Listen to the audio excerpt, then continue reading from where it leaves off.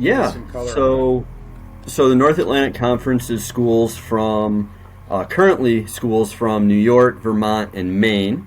In 2023, we're adding a school from Massachusetts and another school from New York.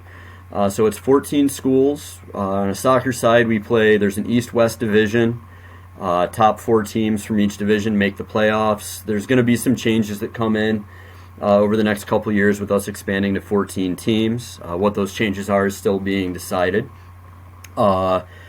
It's geographically, we are spread out. We've got teams in eastern New York, down south of Albany, and us up in northern New York, and teams as far away as Presque Isle, Maine, which is up in the north. Like, it's faster for us to go through Canada than it is to stay in the U.S. to get there. And you have schools like Maine Maritime that are on the Maine Peninsula.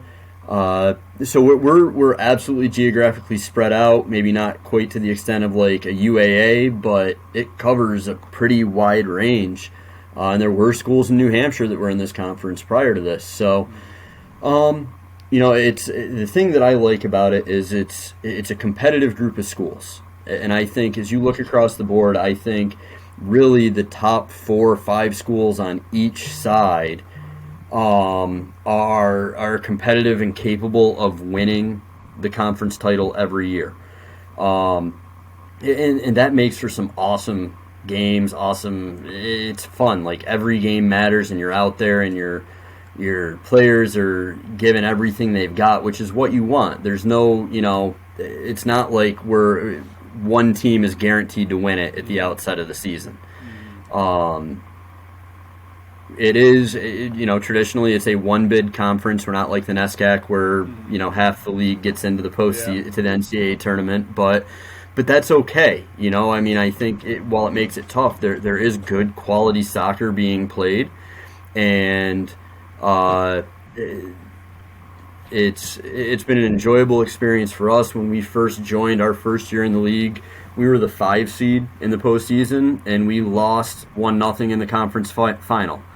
The next year we were the 5 seed again. We lost 2-1 in the conference semifinals. So, on a given day, anybody can get there.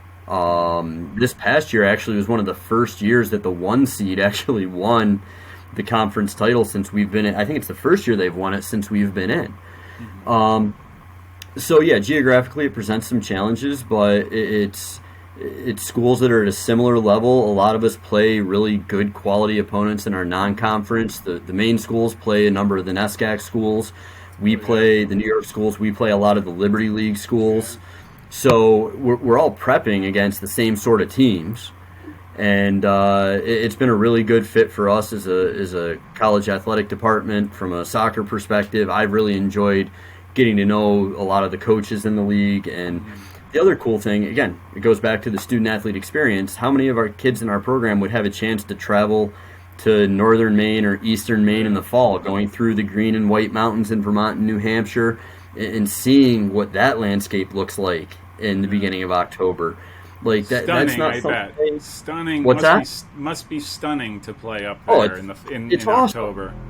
And again, they don't get that experience elsewhere. Yeah. So it's been a really good fit for us, and I've really enjoyed being in the conference.